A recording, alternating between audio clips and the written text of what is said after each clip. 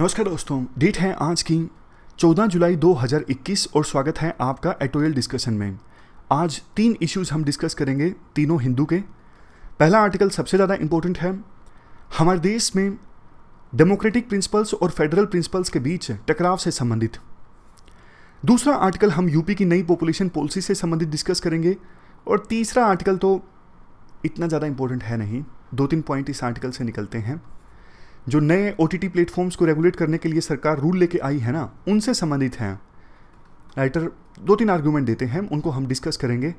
अभी चलिए discussion start करते हैं।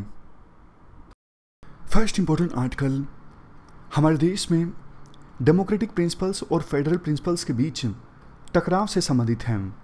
आप GS पेपर सेकंड के इस टॉपिक से आर्टिकल को रिलेट कर सकते हो। हम बेसिक्स की बात पहले करेंगे।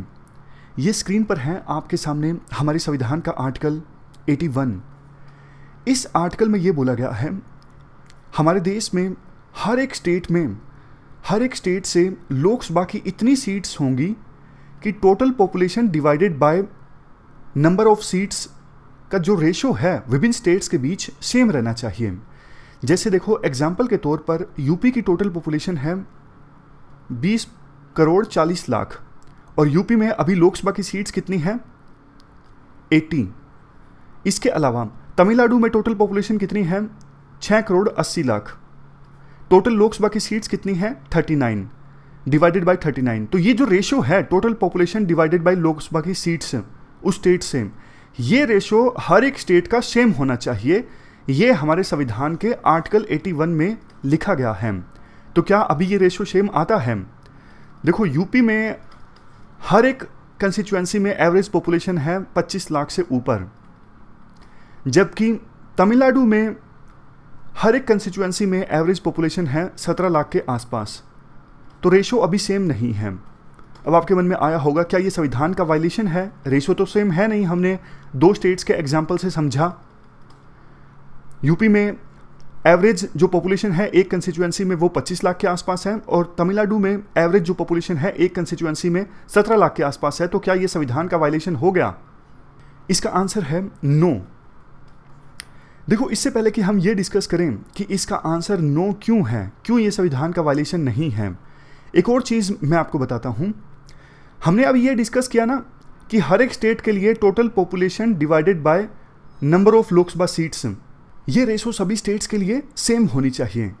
लेकिन आप मुझे एक बात बताइए, ये जो पॉपुलेशन फॉर्मूले में है ये कौन से स्टेट की कंसीडर की जाएगी? ये तो बताइए ना। पॉपुलेशन तो लिख दिया कि हाँ, population divided by total number of Lok Sabha seats, ये रेशो हर एक स्टेट की सेम होनी चाहिए। लेकिन पॉपुलेशन कौन से साल की, वो भी लिखा है संविधान निर्माताओं ने। पॉपुलेशन देखो, लेटेस्ट सेंसस के हिसाब से कंसीडर की जाएगी। यहाँ पे नीचे देखो आप, आर्टिकल 81 के क्लास 3 में ये नीचे लास्ट प्रीसीडिंग सेंसस, यानी जो लेटेस्ट सेंसस कंडक्ट हुआ है ना, उसके हिसाब से पॉपुलेशन देखी जाएगी और ये रेशो सभी स्टेट्स के लिए सेम होनी चाहिए। अब हम आते हैं कि अभी फिलहाल अगर ये रेशो सभी स्टेट्स के लिए सेम नहीं है तो ये संविधान का वायलेशन क्यों नहीं है? इसके पीछे देखो एक कहानी है। शुरुआत में तो संविधान निर्माताओं ने ये प्रोविज़न डाल दिया, लेकिन जैसे ही 1970s में इंडिया पहुंचा तो उस समय साउथ इंडिया के स्टेट्स की एक शिकायत ये थी, अरे भैया, हम तो पॉपुलेशन को स्टेबलाइज करने पे ज़्यादा फोकस कर रहे हैं और नॉर्थ इंडिया के जो कुछ स्टेट्स हैं वहाँ तो पॉपुलेशन बढ़ती ही जा रही है। इसका रिजल्ट तो ये निकलेगा कि साउथ इंडिया के स्टेट्स में नंबर ऑफ लोकसभा सीट्स कम होती जाएंगी और नॉर्थ इंडिया के स्टेट्स में नंबर ऑफ सीट्स बढ़ती जाएंगी। तो ये तो हमने गलती कर दी क्या पॉपुलेशन को स्टेबलाइज करके? इसका तो हमें नुकसान हो जाएगा, हमारी पार्लियामेंट में नंबर ऑफ लोकसभा सीट्स कम हो जाएंगी। सेंट्रल गवर्नमेंट को भी ये जो रीज़न था ना, आर्ग्यूमेंट था साउथ इंडिया के स्टेट्स का, वो लॉजिकल लगा। वैसे भी आपको पता है, इमरजेंसी के दौरान 75 से लेकर 77 के बीच जब देश में इमरजेंसी लगी थी तो उस समय पॉपुलेशन कंट्रोल पर सरकार का काफ़ी ज़्यादा फोकस था। इवन फोर्स्ड स्टेरिलाइजेशंस भी हुई थी, ज़बरदस्ती नसबंदी भी करवाई गई थी। तो उन दिनों इमरजेंसी के दौरान 42nd कॉन्स्टिट्यूशनल अमेंडमेंट में ये प्रोविज़न किया गया। ईयर 2000 के बाद, यानी 2000 के बाद जब तक कि पहला सेंसस नहीं कंडक्ट हो जाता तब तक विभिन्न स्टेट्स में जितनी लोकसभा की सीट्स हैं उतनी ही फ्रीज रहेंगी। लोकसभा की सीट्स जो हैं विभिन्न राज्यों में उनको रीएडजस्ट नहीं किया जाएगा। कब तक? जब तक कि नई सेंचुरी में नया सेंसस कंडक्ट नहीं हो जाता। तो इससे साउथ इंडिया के स्टेट्स खुश हो गए कि हाँ, अब उनका वो डर खत्म हो गया कि नॉर्थ इंडिया के स्टेट्स में लोकसभा की सीट्स ज़्यादा बढ़ जाएंगी और नॉर्थ इंडिया के जो स्टेट्स हैं जो पॉपुलेशन कंट्रोल नहीं कर पाए वो ज़्यादा पावरफुल हो जाएंगे। अब आपके मन में आया होगा कि 2000 तो आ गया, उसके बाद क्या हुआ? समय तो बीत जाता है ना, बीत गया। तो देखो, जब 2000 आया तो 2001 का सेंसस भी कंडक्ट हुआ। फिर से साउथ इंडिया के स्टेट्स का वही डर कि जी हमने तो अच्छा काम किया है पॉपुलेशन को स्टेबलाइज करने में, आप हमें पनिश नहीं कर सकते, पिनलाइज नहीं कर सकते अच्छे काम के लिए। तो फिर 2001 में फिर से कॉन्स्टिट्यूशन को अमेंड करना पड़ा। यह है 2001 की 84th कॉन्स्टिट्यूशनल अमेंडमेंट। इसमें वो जो फ्रीज था ना कि लोकसभा की सीट्स उतनी ही रहेंगी जितनी अभी है राज्यों में, उस फ्रीज को 25 और सालों तक एक्सटेंड कर दिया गया। 2001 तक वो फ्रीज था, इसे 25 साल तक और ज़्यादा एक्सटेंड कर दिया गया, यानी 2026 कर दिया गया। भाई 2026 तक लोकसभा की सीट्स विभिन्न राज्यों में जितनी हैं उतनी ही रहेंगी, उनमें बदलाव नहीं लाया जाएगा। अब देखो, क्वेश्चन ये आ गया है कि समय तो फिर से बीत गया, 2026 भी आने वाला है। अगर 2026 के बाद इस प्रकार की कॉन्स्टिट्यूशनल अमेंडमेंट फिर से नहीं की गई कि हाँ कुछ और सालों के लिए जिस राज्य में जितनी लोकसभा की सीट्स हैं उतनी ही रहेंगी, इसमें बदलाव नहीं किया जाएगा, अगर ये प्रोविजन नहीं किया जाता है तो फिर तो आर्टिकल 81 के हिसाब से विभिन्न राज्यों में total population divided by total number of Lok Sabha seats, ये रेशो सेम होना चाहिए ना, जो कि अभी यूपी के लिए है 25 लाख और तमिलनाडु के लिए है 17 लाख। तो इसका मतलब यूपी को ज़्यादा सीट्स मिलेंगी और तमिलनाडु को कम सीट्स मिलेंगी, तो तमिलनाडु को नुकसान हो जाएगा। तो राइटर यही कहना चाहते हैं। यहां पे देखो, दो प्रिंसिपल्स के बीच टकराव है। एक तो डेमोक्रेटिक प्रिंसिपल, अब कायदे से देखो हर एक वोट बराबर है, तो यूपी की कंस्टिट्यूएंसी में 25 लाख लोग हों, तमिलनाडु की कंस्टिट्यूएंसी में 17 लाख लोग हों, ऐसा कैसे? तो ये तो डेमोक्रेटिक प्रिंसिपल्स के अगेंस्ट हो गया ना भाई। उस हिसाब से तो ये हो गया कि डिवाइड करके यूपी के 1.3 लोग इजिकल टू तमिलनाडु का 1 पर्सन, 1 वोट 1 पर्सन वाला जो कंसेप्ट है वो तो गड़बड़ा गया ना, डेमोक्रेसी का कंसेप्ट यहां पे गड़बड़ा गया। लेकिन अगर इस रेशो को हम मान लेते हैं तो फिर फेडरल प्रिंसिपल्स गड़बड़ा जाएंगे। कैसे? ऐसे वही बात साउथ इंडिया के स्टेट्स बोलेंगे कि भैया हमने तो अच्छा काम किया, अब हमारे स्टेट्स में तो लोकसभा की सीट्स कम हो गई, और नॉर्थ इंडिया के स्टेट्स जैसे बिहार, यूपी, इनकी पॉपुलेशन ज़्यादा है, यहाँ पे फर्टिलिटी रेट भी ज़्यादा है, यहाँ पे तो नंबर ऑफ सीट्स इंक्रीज हो गई। अब ये स्टेट नेशनल पॉलिटिक्स में अपना दबदबा रखेंगे। वैसे भी आपको पता है यूपी की पॉलिटिक्स, यूपी की जो इंपॉर्टेंस है नेशनल पॉलिटिक्स में कितनी ज़्यादा है। क्यों? क्योंकि यूपी में टोटल लोकसभा सीट्स कितनी है? 80, 80। अब छोटे जो स्टेट्स हैं जैसे हरियाणा 10 सीट, गोवा 2 सीट, ये इतने ज़्यादा मायने नहीं रखते। इन पे जो नेशनल पार्टीज़ हैं वो इतना ध्यान नहीं देती जितना कि यूपी पे देती हैं। अभी जो कैबिनेट रीसफलिंग हुई उसमें देखो यूपी को कितने मिनिस्टर्स मिले हैं। इसीलिए क्योंकि यूपी जिसने जीत गया, यूं कहा जाता है कि यूपी जिसने जीत लिया उस पार्टी की सरकार बनाने की संभावना ज़्यादा हो जाती है। और ये सिर्फ और सिर्फ इसलिए क्योंकि यूपी में लोकसभा की सीट ज़्यादा है। अगर यूपी को डिवाइड कर दिया जाए 3 राज्यों में और 25-25 लोकसभा की सीट्स हों, फिर यूपी की इतनी इंपॉर्टेंस ज़्यादा नहीं होगी। इसी का डर है साउथ इंडिया के स्टेट्स को और दूसरे छोटे राज्यों को। देखने वाली बात यह होगी कि आने वाले समय में सरकार इस संदर्भ में क्या फैसला लेती है। क्या जो ये फ्रीज चल रहा है कि विभिन्न राज्यों में जितनी लोकसभा की सीट्स हैं उतनी ही रहेगी, क्या ये फ्रीज हटेगा या फिर नहीं हटेगा? पार्लियामेंट की बिल्डिंग तो देखो नई बन रही है। 2022 से पहले 2022 में हमारा 75वां वर्षगांठ है ना आज़ादी की, तो उससे पहले पार्लियामेंट की नई बिल्डिंग बन जाएगी और पार्लियामेंट की जो नई बिल्डिंग बनेगी उसमें ज़्यादा मेंबर्स के बैठने की व्यवस्था रहेगी। तो देखो सरकार क्या करती है। लेकिन इसके बाद आर्टिकल में ये बोला जाता है किसी भी देश के फेडरलिज्म के मॉडल में ये दिक्कत तो देखो आती है, जो बड़े स्टेट्स हैं उनकी भूमिका ज़्यादा हो जाती है नेशनल पॉलिटिक्स में, लॉ मेकिंग में, और छोटे स्टेट्स हैं उनका रोल कम हो जाता है। जैसे एग्जाम्पल के तौर पर यूपी की जितनी पावर है नेशनल पॉलिटिक्स में, जैसा हमने डिस्कस किया, यूपी की जितनी पावर है पार्लियामेंट में कानून बनने में, उतनी पावर गोवा की नहीं है, सिक्किम की नहीं है, नॉर्थ ईस्ट के स्टेट्स की नहीं है, हरियाणा की नहीं है, जहाँ पे लोकसभा की सीट्स छोटी छोटी हैं, थोड़ी थोड़ी हैं। तो फिर ये कैसे इंश्योर किया जाए कि जो छोटे स्टेट्स हैं वो अपने आप को असहज महसूस ना करें, उनको यूँ ना लगे कि जो बड़े स्टेट्स हैं वही सब कुछ कर रहे हैं, हमारे बस की कुछ नहीं है। तो देखो, हम दूसरे स्टेट्स का मॉडल जानते हैं, खास करके यूएसए का मॉडल यहाँ पे सबसे अहम है। कैसे यूएसए ने ये इंश्योर किया है कि छोटे स्टेट्स जो हैं उनकी वैल्यू भी नेशनल पॉलिटिक्स में, नेशनल लॉ मेकिंग में बरकरार रहे। सबसे पहला पॉइंट तो उन्होंने ये किया है, वहाँ पर नेशनल गवर्नमेंट की पावर्स कम होती हैं, स्टेट्स के पास ज़्यादा पावर्स होती हैं। यूएस में टोटल स्टेट्स हैं 50।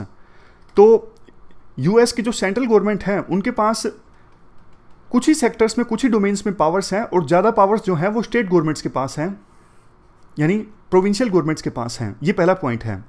दूसरा पॉइंट, यूएस में देखो टोटल स्टेट्स 50 है ना, तो हर एक स्टेट सीनेट में 2 मेंबर्स भेजता है। जैसे हमारे देश में राज्यसभा है ना, तो राज्यसभा की सीट्स जो हैं वो हर एक स्टेट की बराबर नहीं है हमारे देश में, लेकिन यूएसए ने ये इंश्योर करने के लिए कि हर एक स्टेट को बराबर समझा जाए, ये प्रोविजन किया है कि हर एक यूएसए का स्टेट यूएसए की सीनेट में, यानी यूएसए की राज्यसभा में 2 मेंबर भेजेगा। तो 50 स्टेट्स हैं और 100 मेंबर्स हैं यूएसए के सेनेट में, और हर एक स्टेट ने 2 मेंबर भेजे हैं। तो सभी स्टेट्स को लगता है कि हाँ, कम से कम सेनेट में तो हमारी जो इंपॉर्टेंस है वो सेम है। तीसरे नंबर पे तीसरा पॉइंट, यूएसए में देखो जो प्रेसिडेंट्स इलेक्ट होते हैं वो total number of electoral votes से इलेक्ट होते हैं।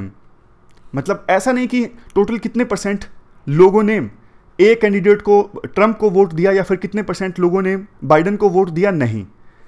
स्टेट्स कितने जीते हैं किसी पर्सन ने, उसके आधार पर तय होता है यूएसए का प्रेसिडेंट कौन बनेगा। जैसे एग्जाम्पल दिया जाता है यूएसए के प्रेसिडेंट जॉर्ज डब्ल्यू बुश और डोनाल्ड ट्रंप का। इन्होंने देखो अपने प्रतिद्वंदी कैंडिडेट के अपेक्षाकृत बल्कि कम वोट प्राप्त किए, लेकिन फिर भी ये प्रेसिडेंट बन गए। क्यों? क्योंकि इन दोनों ने ज़्यादा इलेक्टोरल वोट्स हासिल किए। तो ये चौथा पॉइंट है। और तीसरा पॉइंट है जिसके आधार पर यूएसए के संविधान ने ये इंश्योर किया है कि जो छोटे स्टेट्स हैं वो उनकी वैल्यू भी बरकरार रहे एज कंपेरिजन टू बड़े स्टेट्स हैं। चौथा पॉइंट ये है, पहले देखो यूएसए में स्लेवरी हुआ करती थी, तो प्रोविजन ये किया गया था संविधान में कि वो स्टेट्स, यूएसए के साउथ में वो स्टेट्स जहाँ पे स्लेवरी अलाउड है, वहाँ पर वो स्टेट भी स्लेव को काउंटिंग में शामिल कर सकते हैं रिप्रेजेंटेशन के लिए। लेकिन एक स्लेव मतलब 1 वोट नहीं होगा, एक स्लेव मतलब 0.6 वोट। खैर ये सब डिस्कस करने का फायदा नहीं, क्योंकि स्लेवरी अब खत्म हो चुकी है यूएसए में। लेकिन प्रोविजन ये किया गया था, एसेंस ये है, यही इंश्योर करने के लिए जो छोटे स्टेट्स हैं ना उनकी इंपॉर्टेंस बरकरार रहे। अब इंडिया पे आते हैं। यूएसए का एग्जांपल हमने डिस्कस कर लिया, अब इंडिया पे आते हैं। देखो इंडिया में सेंटर को स्ट्रॉन्ग बनाया गया है, हमने काफ़ी बार डिस्कस किया है। वो इसलिए क्योंकि संविधान निर्माताओं को डर लगता था कि अगर स्टेट्स को ज़्यादा पावर दे दी गई तो कहीं वो इंडिया से अलग होने की कोशिश ना कर लें, तो इससे देश की यूनिटी जो है वो खतरे में आ जाएगी। राइटर कहते हैं देखो 1956 में लैंग्वेज के आधार पर अलग अलग राज्य बने, उसके बाद भी अलग अलग राज्य बन गए हैं, लेकिन क्या आज तक कोई स्टेट इंडिया से अलग हुआ पाकिस्तान की तरह? इसका आंसर है नो। तो फिर स्टेट्स को ज़्यादा पावर्स दे दी जाएं, इसका फ़ायदा ही होगा। अगर देखो सेंट्रल गवर्नमेंट की पावर्स ज़्यादा बढ़ती हैं और विभिन्न स्टेट्स की पावर घटती हैं, तो अलग अलग राज्यों के लोगों को ये लग सकता है कि हमारे साथ इनजस्टिस हो रहा है, और कल को फिर वो सब नेशनलिज्म जो है कि अलग अलग राज्यों में देश से अलग होने की जो सेंटिमेंट्स हैं वो भड़क सकते हैं अगर किसी राज्य को ये लगता है कि हमारे साथ अन्याय हो रहा है। लेकिन अगर राज्य के पास ही ज़्यादा पावर्स हैं तो फिर ये भावना उनके अंदर आती नहीं है। तो जैसे लोकल पंचायत को ज़्यादा पावर देने से डेवलपमेंट आती है, और इसी को ध्यान में रखते हुए 73rd और 74th कॉन्स्टिट्यूशनल अमेंडमेंट हुआ था, उसी प्रकार से अगर स्टेट्स को ज़्यादा पावर दी जाती है तो इससे डेवलपमेंट आएगी और देश नहीं टूटेगा, जैसा कि पहले हमारे संविधान निर्माताओं ने सोचा था। इसके बाद 2-3 पॉइंट और भी दिए जाते हैं, जैसे देखो राज्यसभा का जो रोल है वो भी एक्सपेंड होना चाहिए, राज्यसभा का कंपोजिशन भी चेंज होना चाहिए। इसका फ़ायदा ये होगा कि अगर लोकसभा में, जैसे देखो अभी एनडीए गवर्नमेंट के बारे में ये कहा जाता है कि सारी जो एनडीए के पास सीट्स आई हैं वो नॉर्थ इंडिया के स्टेट से हैं और साउथ इंडिया के स्टेट्स से सीट कम है एनडीए के पास में। तो कहीं ऐसा ना लगे छोटे स्टेट्स को या फिर साउथ इंडिया के स्टेट्स को हमारी तो नेशनल गवर्नमेंट में यानी सरकार में, यूनियन गवर्नमेंट में रिप्रेजेंटेशन ही नहीं है। तो कम से कम राज्यसभा का रोल अगर इंक्रीज होगा तो अगर किसी राज्य से रिप्रेजेंटेशन नहीं है सरकार में तो उसको ये तो लगेगा कम से कम हाँ कि राज्यसभा में तो हमारा रोल है। नेक्स्ट पॉइंट, अगर देखो संविधान को चेंज करना है, विभिन्न राज्यों के बीच फाइनेंशियल रीडिस्ट्रीब्यूशन करना है, तो सभी राज्यों की या फिर ऑलमोस्ट सभी राज्यों की कंसेंट होनी चाहिए। और संविधान में जो लैंग्वेज और रिलीजन संबंधित प्रोविजंस हैं उनको तो चेंज करना ही नहीं है किसी भी कीमत में। सबसे लास्ट में ये बोला जाता है, देखो इंडिया जो है वो एक जॉइंट वेंचर है मेजॉरिटी और माइनॉरिटी शेयर होल्डर्स का। मेजॉरिटी शेयर होल्डर और ये माइनॉरिटी शेयर होल्डर कौन है? कोई भी हो सकते हैं, धर्म के आधार पर माइनॉरिटी मेजॉरिटी हो सकते हैं, लैंग्वेज के आधार पर हो सकते हैं, नंबर ऑफ लोकसभा सीट्स के आधार पर हो सकते हैं, मतलब हर तरह के जो मेजॉरिटी और माइनॉरिटी शेयर होल्डर्स का जॉइंट वेंचर है इंडिया। तो देखो हर एक मायने में जो माइनॉरिटी शेयर होल्डर हैं उनको प्रोटेक्ट करने की आवश्यकता है। तो जो भी बदलाव किया जाए वो किसी प्रकार की कंसेंसस या फिर अगर सहमति नहीं बन पाती है तो किसी प्रकार की सुपर मेजॉरिटी के आधार पर होने चाहिए, ना कि सिंपल मेजॉरिटी के आधार पर। नेक्स्ट आर्टिकल यूपी की नई पॉपुलेशन पॉलिसी से संबंधित है। आप जीएस पेपर 2 के इस टॉपिक से आर्टिकल को रिलेट कर सकते हो। हाल ही में यूपी ने अपनी नई पॉपुलेशन पॉलिसी का ड्राफ्ट रिलीज किया जिसमें ये सब मुख्य पॉइंट्स हैं और इस ड्राफ्ट को लेकर कंट्रोवर्सी पैदा हो गई है। एक संतान होने पर 20 सालों तक मुफ्त इलाज होगा, 2 से अधिक बच्चे पैदा होते हैं तो सरकारी योजनाओं का लाभ नहीं मिलेगा और पंचायत या फिर जो म्यूनसिपैलिटी के जो इलेक्शंस हैं वो नहीं लड़ सकेंगे जो पेरेंट्स हैं। राशन कार्ड में 4 से अधिक मेंबर्स नहीं होंगे। तो इन प्रोविजंस की सहायता से ज़्यादा बच्चे पैदा करना, इसे डिसइंसेंटिवाइज करने की कोशिश की जा रही है यूपी की सरकार के द्वारा। क्या ये सही है? क्या ये गलत है? देखो कम से कम राइटर तो ये मानते हैं ये सही अप्रोच नहीं है पॉपुलेशन को कंट्रोल करने की। यूपी की अभी टोटल फर्टिलिटी रेट काफ़ी ज़्यादा है 2.7 और बिहार की टोटल फर्टिलिटी रेट कितनी है 3.1। टोटल फर्टिलिटी रेट का मतलब क्या होता है? एक महिला के द्वारा पूरी लाइफ में एवरेज के तौर पर कितने बच्चों को जन्म दिया जाता है, ये मतलब होता है टोटल फर्टिलिटी रेट का। यानी यूपी में ऑलमोस्ट हर एक महिला, मतलब एवरेज की अगर हम बात करें तो हर महिला 2.7 बच्चों को जन्म देती है। अगर पॉपुलेशन को कांस्टेंट रखना है तो टोटल फर्टिलिटी रेट 2.1 होना चाहिए। अब आपके मन में आया होगा 1 भी क्यों, मतलब 0.1 क्यों, 2 क्यों नहीं होना चाहिए? पति पत्नी दो पर्सन्स और बच्चे भी 2, तो फिर इससे तो पॉपुलेशन स्टेबलाइज हो जाएगी ना। 0.1 देखो इसलिए काफ़ी बार बच्चों की डेथ भी तो हो जाती है ना, तो उस फैक्टर को काउंट करके 2.1 अगर फर्टिलिटी रेट होती है तो पॉपुलेशन स्टेबलाइज हो जाएगी। अगर टोटल फर्टिलिटी रेट 2.1 से कम है तो इसका मतलब पॉपुलेशन घटनी स्टार्ट हो जाएगी। आर्टिकल में देखो ये कहा जाता है शुरुआत में, Cairo international conference on population and development. Cairo कहाँ पे है? इजिप्ट में है। तो ये जो कॉन्फ्रेंस हुई थी 1994 में, इसमें एक रेजोल्यूशन अडॉप्ट किया गया था कि पॉपुलेशन को स्टेबलाइज किया जा सकता है कैसे, मॉडर्न कॉन्ट्रासेप्टिव्स का ज़्यादा से ज़्यादा इस्तेमाल करके, जैसे कॉन्डम इत्यादि। इसके अलावा मैटरनल मोर्टेलिटी रेट को कम करके और इन्फेंट मोर्टेलिटी रेट को कम करके। आपके मन में वैसे एक क्वेश्चन ये भी आया होगा, अगर इन्फेंट मोर्टेलिटी रेट कम होती है तो फिर पॉपुलेशन बढ़ेगी, कम थोड़ी ना होगी। क्या आपको लगता है ऐसा? नहीं। अगर आपको लगता है तो आप गलत सोच रहे हो। कैसे? देखो पुराने समय में ना ज़्यादा बच्चे इसलिए पैदा करते थे पेरेंट्स क्योंकि उनको लगता था कि इलाज तो अच्छा होता नहीं, अगर 4-5 बच्चे पैदा करेंगे तो हो सकता है 2-3 की डेथ हो जाए, आगे जाते जाते हो सकता है जन्म के दौरान ही 1-2 बच्चों की डेथ हो जाए। इसलिए वो ज़्यादा बच्चे पैदा करते थे क्योंकि उन्हें लगता था कि जब हम बूढ़े होंगे तो कम से कम कुछ तो जिंदा रहेंगे। लेकिन अगर इलाज अच्छा होगा, अगर इन्फेंट मोर्टेलिटी रेट कम होगी तो वो धारणा खत्म हो जाएगी कि हाँ ज़्यादा बच्चे इसलिए पैदा करने हैं कि कुछ बच्चों की डेथ हो जाएगी। तो इसलिए बोला जाता है कि अगर इन्फेंट मोर्टेलिटी रेट कम होगी तो पॉपुलेशन बढ़ेगी नहीं बल्कि कम होगी। इसके बाद आर्टिकल में कहा जाता है, देखो इस draft Uttar Pradesh population control stabilisation and welfare bill 2021 में वन चाइल्ड फैमिली को इंसेंटिवाइज किया जाएगा, ऐसा प्रोविजन किया गया है। और जो वन चाइल्ड फैमिलीज होंगी उनको rebate in taxes, rebate in loans, cash votes ये सब मिलेंगे।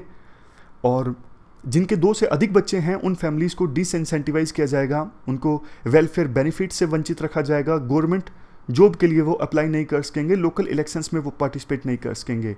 यूपी के बाद असम भी इसी प्रकार की पॉपुलेशन पॉलिसी को लाने के लिए विचार कर रहा है। देखो वैसे 1990s में और 2000s में काफ़ी सारे स्टेट्स इस प्रकार की पॉलिसीज़ लेके आए थे, जैसे हरियाणा अनडिवाइडेड, आंध्र प्रदेश, मध्य प्रदेश, राजस्थान, छत्तीसगढ़, उड़ीसा। मामला हरियाणा से संबंधित सुप्रीम कोर्ट में भी गया था कि क्या इस प्रकार से वो पेरेंट्स जिनके 2 से अधिक बच्चे हैं उनको लोकल इलेक्शंस में पार्टिसिपेट करने से वंचित रखा जा सकता है। तो सुप्रीम कोर्ट ने कहा था हाँ रखा जा सकता है। तो फिर से सुप्रीम कोर्ट में पिटीशन फाइल की जा सकती है, लेकिन इस बार अलग आर्गुमेंट के आधार पर यह बोला जा सकता है सुप्रीम कोर्ट में किसी पिटिशनर के द्वारा कि यूपी की नई जो पॉपुलेशन पॉलिसी है ये रिप्रोडक्टिव राइट्स के अगेंस्ट है। अब देखना ये होगा कि ये अभी तो सिर्फ ड्राफ्ट रिलीज हुआ है यूपी की पॉपुलेशन पॉलिसी का। अगर यूपी की ये नई जो पॉपुलेशन पॉलिसी है ये जुडिशरी का टेस्ट पास कर पाती है या फिर नहीं कर पाती है, ये देखने वाली बात होगी। वैसे आर्टिकल में एक बात ये बोली जाती है, देखो कई सारे एग्जाम्पल हैं हमारे पास, एविडेंस है कि अगर इस प्रकार की पॉपुलेशन पॉलिसी अगर लाई जाती है तो जो मार्जिनलाइज सेक्शंस हैं उनके अगेंस्ट है इस प्रकार की पॉलिसी, क्योंकि बहुत से ऐसे लोग होंगे जो निरक्षर होंगे, अवेयर नहीं होंगे, उन्होंने अगर ज़्यादा बच्चे पैदा कर दिए तो वो तो और ज़्यादा वंचित हो जाएंगे ना, वो ऑलरेडी गरीब हैं, उनको अवेयरनेस नहीं है, लेकिन उन्होंने ज़्यादा बच्चे पैदा किए तो फिर वो वेलफेयर स्कीम्स के लाभ से वंचित रह जाएंगे। और एक बात जो बार बार बोली जाती है कि अभी डेमोग्राफिक डिविडेंड हमारे देश के पक्ष में है, लेकिन पॉपुलेशन जो है वो अपने आप ही स्टेबलाइज होने वाली है। जितना एक्सपेक्ट किया था उससे 12 साल पहले ही स्टेबलाइज होने वाली है इंडिया की पॉपुलेशन। तो इस विंडो को हमें यूटिलाइज करने की आवश्यकता है, ना कि उसको गंवाने की आवश्यकता है, ऐसा राइटर का व्यू है। द हिंदू में जो आर्टिकल्स हैं ना उनकी जो सोच है वो सेम है। इंडियन एक्सप्रेस की एक अच्छी बात यह है कि इंडियन एक्सप्रेस अगर एक व्यू का एक आर्टिकल देता है तो कोई दूसरे अपोजिट व्यू का यानी दूसरी आइडियोलॉजी का कोई दूसरा आर्टिकल भी, दूसरा राइटर भी वहाँ पे आर्टिकल लिख सकता है। लेकिन पॉपुलेशन के जितने भी आर्टिकल्स आए हैं ना द हिंदू में, सबका व्यू सेम है। मतलब सेम व्यू दिखाना थोड़ा सा गलत है। मतलब एक दो आर्टिकल उनको थोड़े अपोजिट व्यू के भी देने चाहिए, ताकि कम से कम एक कॉम्प्रिहेंसिव एनालिसिस हो जाए। कंक्लूजन देखो कोई भी आप ड्रा कर सकते हो, लेकिन दूसरे पक्ष के जो पॉइंट्स हैं वो पता तो लगने चाहिए ना। इसी से तो हमारी जो थॉट प्रोसेस है वो और ज़्यादा डेवलप होती है। अलग अलग व्यू पॉइंट्स हमें जानने को मिलते हैं, अलग अलग डायमेंशन हमारे पास में आती है। खैर अब चलते हैं अगले आर्टिकल की तरफ। अगला आर्टिकल ट्रांसपेरेंसी से संबंधित है। आप जीएस पेपर 2 के इस टॉपिक से आर्टिकल को रिलेट कर सकते हो। राइटर देखो शुरुआत में कहती हैं, cable television network regulation amendment bill 2002 में आया था पास होने के लिए, और ये बिल लाने से पहले सरकार ने काफ़ी चर्चा की थी अलग अलग स्टेक होल्डर से, जैसे केबल ऑपरेटर से, ब्रॉडकास्टर जैसे आज तक जैसे चैनल से काफ़ी डिस्कशन हुई थी। लेकिन ये 2002 की बात है जब वाजपेयी की गवर्नमेंट थी, अटल बिहारी वाजपेयी प्रधानमंत्री थे। अभी हाल ही में new information technology intermediary guidelines and digital media ethics code rules 2021 आए। क्या कोई चर्चा हुई, जनता से कमेंट्स इनवाइट किए गए? आंसर है नो। इसके अलावा 2020 नवंबर में सरकार ओवर द टॉप प्लेटफॉर्म्स को रेगुलेट करने के लिए रूल्स लेके आई, यानी ओटीटी प्लेटफॉर्म्स को रेगुलेट करने के लिए रूल लेके आई। क्या सरकार ने जनता के साथ कंसल्ट किया? इसका आंसर है नो।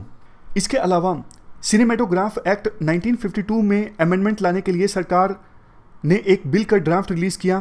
क्या जनता से कंसल्ट किया गया? इसका आंसर है यस। हर बार नो नहीं होगा, इस बार आंसर है यस। कुछ दिन पहले हमने आर्टिकल डिस्कस किया था, भूल गए क्या, कि सरकार ने जनता से कमेंट्स इनवाइट किए हैं। तो राइटर देखो ये कहना चाहती हैं जो ये डिजिटल मीडिया प्लेटफॉर्म्स है ना, इनकी वैल्यूएशन आज के समय में काफ़ी ज़्यादा हो गई है। इंटरनेट यूजर्स भी हमारे देश में काफ़ी ज़्यादा हैं। तो OTT प्लेटफॉर्म्स का जो बिजनेस है इवन सिनेमा वाले बिजनेस से भी ज़्यादा हो गया है। लेकिन इनको रेगुलेट करने के लिए सरकार काफ़ी टफ गाइडलाइंस लेके आई। तो ये freedom of speech and expression के अगेंस्ट है। OTT प्लेटफॉर्म्स के पास एक freedom of speech and expression जो थी, जिसके इस्तेमाल से वो काफ़ी फल फूल पाए, लेकिन अब सरकार उनको दबा सकती है, ऐसा डर है OTT प्लेटफॉर्म्स वालों को। उसके बाद थोड़ा डेटा दिया जाता है। OTT प्लेटफॉर्म्स के सब्सक्राइबर जो हैं वो हैं 200 मिलियन। राइटर कंपेयर करती हैं कुछ दूसरे देशों के साथ में कि वहाँ पे OTT प्लेटफॉर्म्स को कैसे रेगुलेट किया जाता है। जैसे देखो, यूरोपियन यूनियन में 3 साल पहले रूल्स लाए थे OTT प्लेटफॉर्म्स को रेगुलेट करने के लिए। वहाँ पे सेल्फ रेगुलेशन है और को रेगुलेशन है अमंग द प्लेयर्स। यूके में इनको रेगुलेट करने के लिए एक बॉडी है ऑफकॉम। यूएस में अभी लार्जली अनरेगुलेटेड हैं ये OTT प्लेटफॉर्म्स। तो वहाँ पर इन सीरीज़ बनाने वालों के पास में इनोवेशन का स्कोप काफ़ी ज़्यादा है। तो कुल मिला के देखो, कोई बहुत ज़्यादा पॉइंट्स इस आर्टिकल से निकलते नहीं हैं।